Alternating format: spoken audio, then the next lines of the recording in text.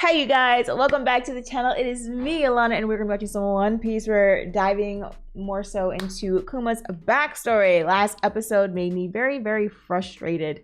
For some reason, Saturn just said, hey, let me pick on little poor Kuma when we have Big Mom's big ass here and the rest of the Rocks Pirates here. That kind of like bothered me. It's like, why is he picking on little Kuma? And Kuma was told to us that he rescued at least 500 slaves there. So that's a big feat too, especially with him just acquiring the devil fruit. There was a lot to unpack last episode for sure. And then we saw Jenny and Kuma trying to like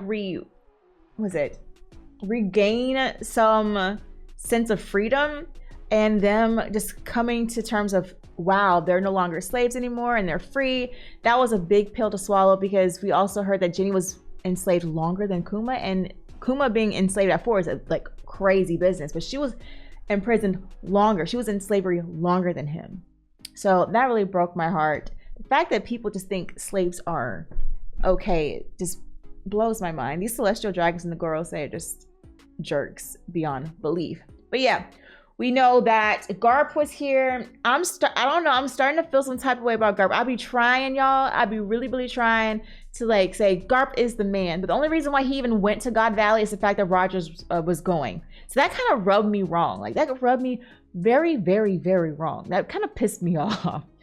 He didn't want to go to save the slaves. He didn't want to go to stop the tomfoolery. He just wanted to go because he had a rivalry with Roger, and then all of a sudden, as the story goes, they teamed up together to go against the Rocks Pirates. And you know what? I'm glad you guys humbled me too, because I was giving the Rocks Pirates an opportunity because Whitebeard was once a part of that crew. And I'm glad you guys reminded me, they're not all that great, okay? They are very bad pirates. Just because we like Whitebeard, because we knew him from way back when and his sacrifices at Marineford, does not mean the whole crew was just like him. As we can see, they're all different. And we also saw Stussy, the real Stussy, Weevil's mom, hanging on top of Whitebeard's shoulder. So either she cloned, Weevil's like this is named Weevil, right? Is a clone of Whitebeard, and she's just calling him his son because she might have had a thing for him the whole time. Or I don't know, Whitebeard must have been, I don't know, how would that fit? How would that fit? How would I'm just asking a question, okay? Stussy was small as crap on his shoulder. How would that fit? I don't even think that's like, I don't even think that's like possible, unless she just ripped wide open, or unless he just got a little boom boom. But I don't even think that's the case. You know what I'm saying? So I don't know. I am now thinking maybe she did some experimenting. Have you seen Odin and Toki? Okay, look, fail clone. That's a different thing. I don't feel like Toki was that big of a difference. I feel like Whitebeard and Stussy was like giganormous to little Stussy. You know what I mean? So I don't know. Hey, who am I? I don't know. I'm just saying, we can only stretch so far. Only stretch so far. Where there's a will, there is a way. You know what? You ain't never lied there. That is true, but still. But yeah, I am not going to hold you guys any longer, and let's just go ahead and jump right on in. Let's go. 30 years ago. Kuma and Ginny. Oh, wow. So the 17 are teenagers now. He had a nickname, Kumachi.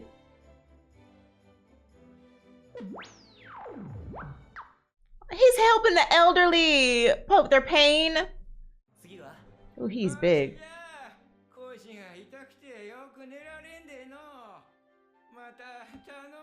He helping these old folks.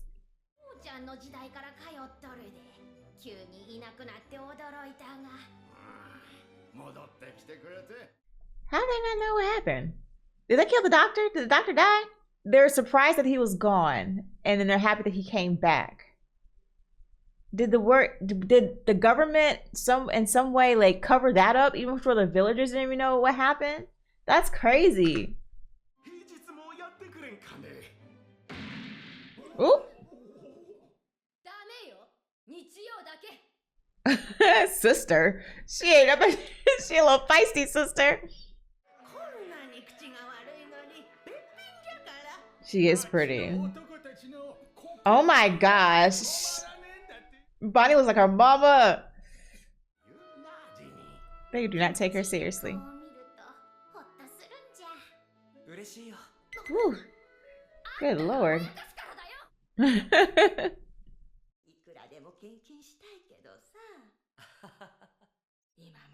They stay there all day.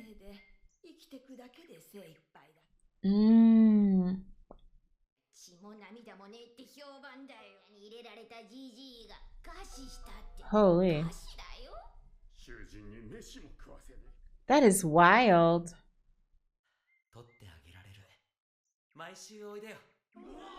Does the government not know he's there again? Especially with him being there for, well, over 8 extra years.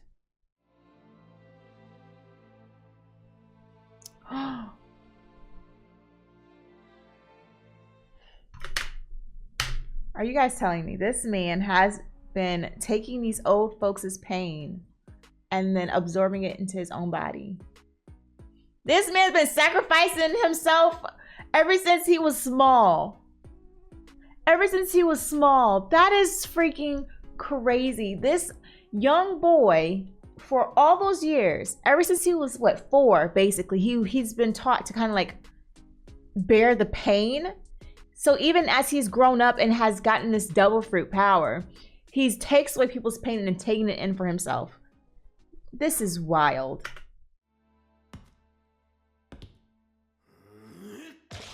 He had to gear himself up for it. Holy art. And he's been telling these old people to come, and that's why she's sitting outside. That's why she was telling their asses no. They don't know what he's doing. She understands the consequences of him taking their pain. It affects him, and then she has to be here with him.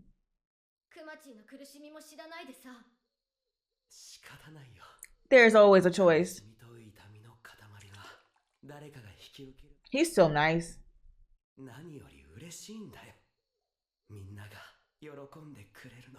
But then you're hurting.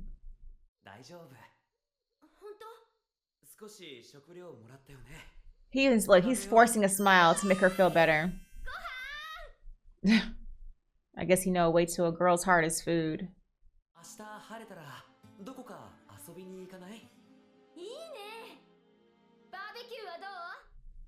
More food, barbecue.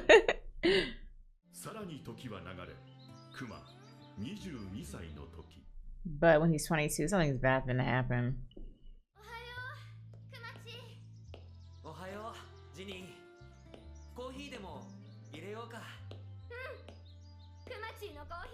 They were able to live a peaceful life for a while.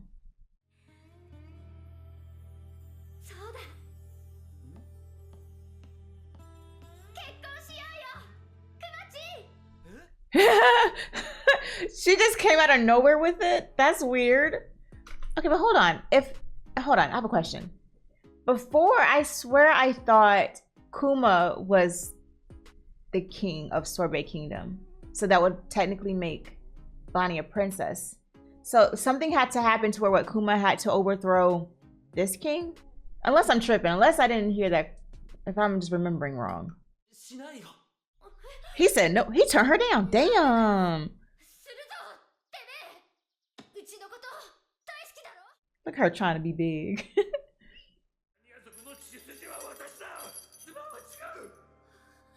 My heart.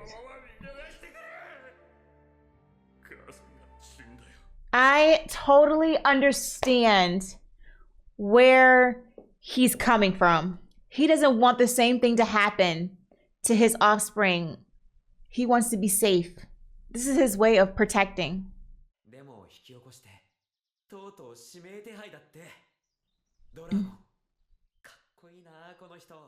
He admired Dragon.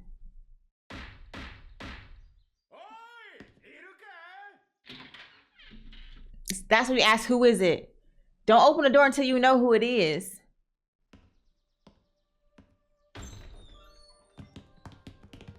Oh, I thought it was a bad guy.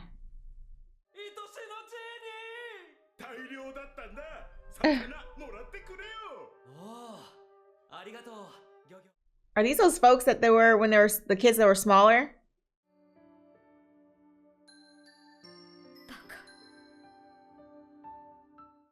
All right, I'm kind of torn. I totally understand where Kuma's coming from. He has been on the other side of a parent, you know, kind of being the reason why their child has had to suffer. So I can totally get why he's reacting the way he is when it comes to her wanting to settle down and, you know, be a family. Like he does not want to experience that. And I get it. So now it's like on the other side of my brain, it's like, okay, why would she be upset that he said no? She should at least be somewhat, understanding of why he is feeling the way he's feeling, correct? But maybe she's thinking of it as it's been, what, 8, 9, 10, 11, 12, 13 years of nothing. So she probably said, hey, 13 years have gone by. We're still fine. We're still here. It kind of makes it seem as though they're in the clear. Why not get married? Why not have a, you know, a family, something that was taken from us? Why not be like, why can't we have it? So maybe that's the way she is probably feeling with him rejecting her. But again, I totally understand why he doesn't want to settle down at the moment. But I totally can, I guess, sit back and being a softer heart, I guess, for her of why she would want a family. You know what I mean? So I get it. I get it. I get it. Everybody processes their traumas differently.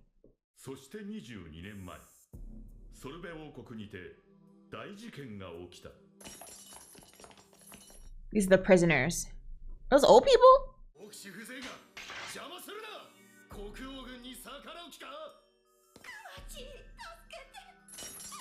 Why are they still old people?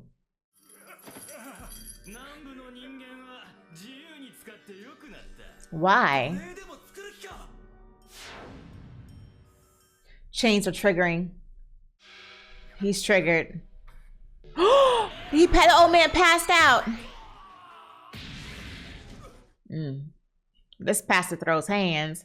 If you're really enjoying this reaction and want to see the full uncut version, please join me over on Patreon. There you'll have access to all the shows you see here on YouTube and the Patreon exclusives. And don't forget, before you leave, to comment, like, and subscribe.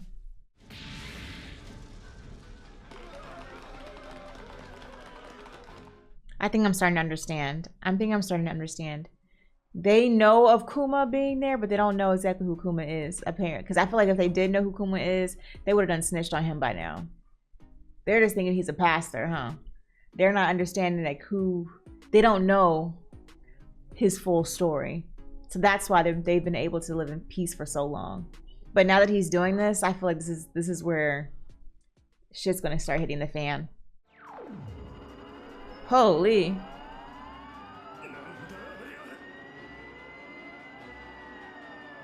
Can we just say he's a natural at this devil fruit?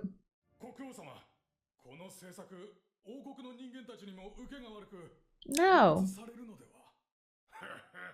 You fugly man.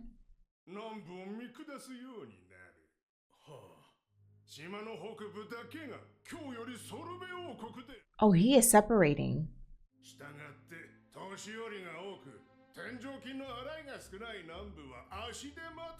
So he's trying to get rid of them. How in the world did they catch him? Did he do this on purpose?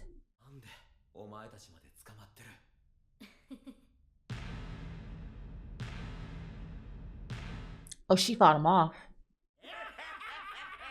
Oh.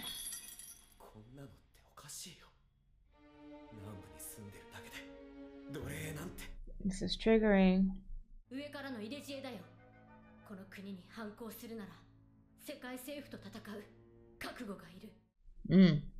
He said he liked the freedom fighters.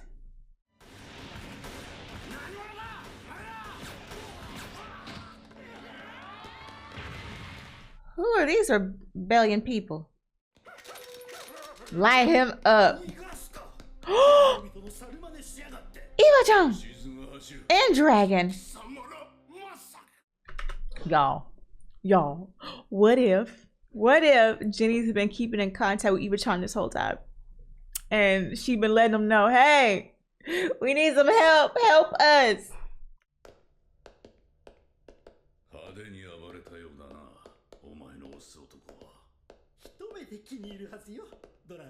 This is their first introduction to one another? This is the first time they've seen each other since the separation at God Valley?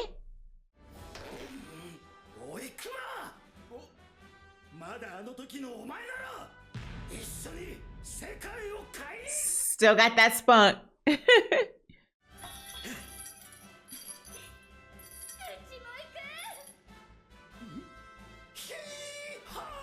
Hee-haw!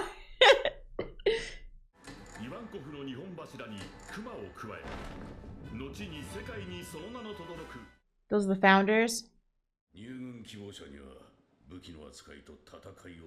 Look at Ginny. And he achieves that.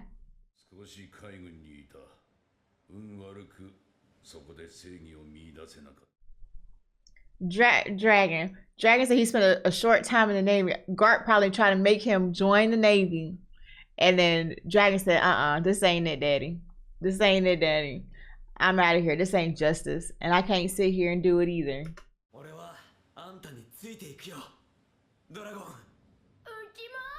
This girl chewing on a bone. Oh, he returned back. Oh. Man, these old people live a long time, don't they?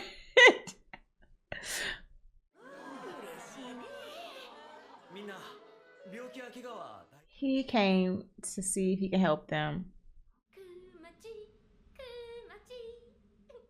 She made a song for him and everything.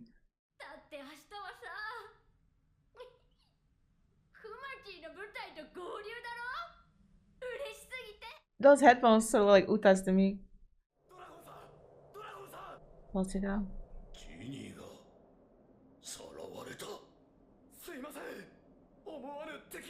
They stole her?